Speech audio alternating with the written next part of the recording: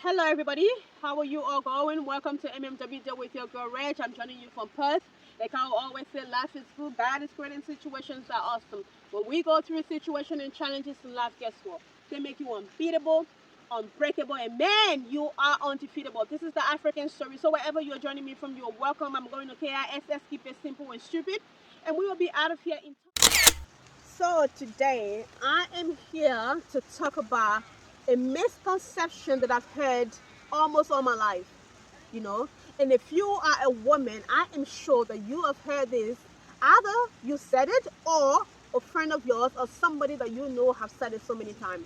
And if you are a man, I am sure that you as well, you've heard women say this way too many times that you are accustomed to it as a man. And this idea or this misconception was formed by women who have gone through a lot of experiences, women who have been mishandled, women who have been taken advantage of, women who have suffered a lot of pain, a lot of injustice in relationship, women who have gone through a lot of suffering, women who have gone through horrible experiences in a relationship, and that has led them to form this idea or misconception. Just so you know, this recording is talking about relational context. I know there are women who've gone through a lot of things by men who they don't have a relationship with, men who have abused them, but I am talking in a relational context. And this has led women to form this idea that all men are dogs. Wow, all men are dogs. My question to you as a woman who share this perception, or as a woman who share this idea or who has this mindset, or as a woman who share this misconception, my question to you is, if all men are dogs, what does it make you as a woman who entertain the dogs? Does it make you the mother dog or the head of the dog? You see, you keep referring to all men as dogs, but you can't live without them. You keep saying that all men are dogs, but you want them to care for you. You want them to look after you. You want them to love you. You keep referring to all men as dogs, but you want them to take care of your responsibilities. You keep referring to them as dogs, but you want to have a family with them. You want to have children with them. You want to spend your lifetime with them. You keep referring to them as dogs, but you want them to take care of your children. You want them to go out there and work harder for you, to put themselves under pressure, to put themselves through the fire, to make sure that you are taken care of, and you are referring to them. I don't think that all men are dogs. This is what I think the problem is. Number one problem, I think, is the men that you keep going after. You keep going after men who lack discipline, men who lack the ability to properly love and care for a woman, men who lack the ability to mend a broken woman, but will rather break her even more. That's number one problem. Number two problem is your poor choices of men. You see, you keep falling for the same characteristics of men, but with different faces and different skin color, and you expect them to treat you better. Not the one. How do you fix this? You need to clear your vision. You need to set your priorities straight. You need to make sure that your perception of your self-worth is intact, so that indisciplined men will not come into your life and break you, leading you to refer to all men as dogs. Number three, which I feel that is one of the major problems. Some of you women, you have very bad attitude. You have very bad character that makes it so difficult for a man to continually love you, care for you, and commit to you. You see, that man will be out there doing everything possible to provide for you, to love you, to protect you. He will be out there trying his hardest, fighting so hard to prove to you that he is different, fighting so hard to prove to you that he respects you, fighting so hard to make sure that his name is not tainted, that his vision or that his image is not stained, that his name is not tainted. But because you are a piece of work and you are so difficult, you make it so hard for him. And when he makes the decision to walk away, you label him as a dog and you refer to him as all men. Story. And you can find this story in Esther chapter 1, 10 to 21.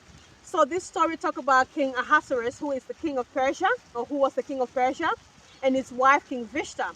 So in this passage, it talked about how the king was having a feast, and he invited seven people or seven princes from different provinces to come and join him. And they were having a feast. Everybody was happy and everybody were enjoying themselves. On the seventh day of the feast, the king decided to call for the queen, Queen Vishta. He sent the chamberlains to call the queen, and he said to the chamberlains, I want you to bring the queen and make sure that she's wearing her royal crown when she comes.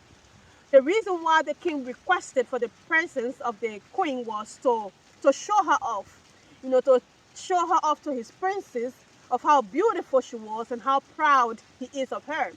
But when the chamberlains went to call the queen, she refused to come because she had to do other things. And they came back and they told the king, we called the queen, but she said she was busy or she refused to come. And because of this, the king was angry.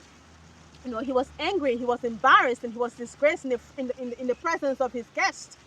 And therefore, when his guests saw how, angry he was, they decided to make an example of the queen by replacing her with another queen, with another woman. The reason why they made her as an example was to send a message to all the women in Persia to honor their men, or to honor their husbands, both great and small. So they made a decree to replace the queen, and the queen was replaced by another woman. The reason why this queen lost her place as queen and as a wife is because, number one, she refused to listen. Number two, she was arrogant. And number three, she could not discern when and where to give honor to her husband. So, if this was nowadays, the king would be referred to as a dog by the queen. Would she have told people that she misbehaved?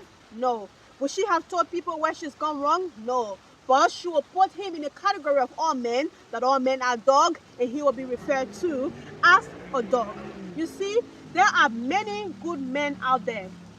Many good men out there who are doing their best and are also going through hell to make sure that their image is not tainted, to make sure that their character or their name are not stained, and are even in relationship knowing that this relationship are not working, but they can't go out of this relationship because they are afraid that they will be referred to as dogs, they will be referred to as indisciplined men, and they will be put in a category that all men are dogs.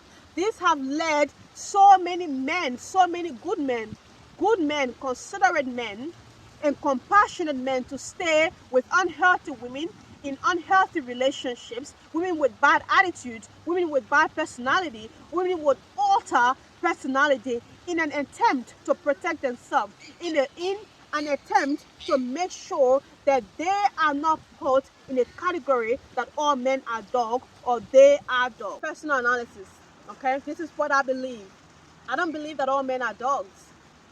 I believe the more and the major problem here is, number one, you keep going after men who lack discipline. Number two, your poor choices of men. Number three, some of you women out there have very bad character. Number four, your perception of yourself and your self-worth is not intact. Because if all the above things that I've mentioned, if they are intact, you will spot the dog trait in every man, and that will help you to avoid that man, preventing you from labeling all men as dogs.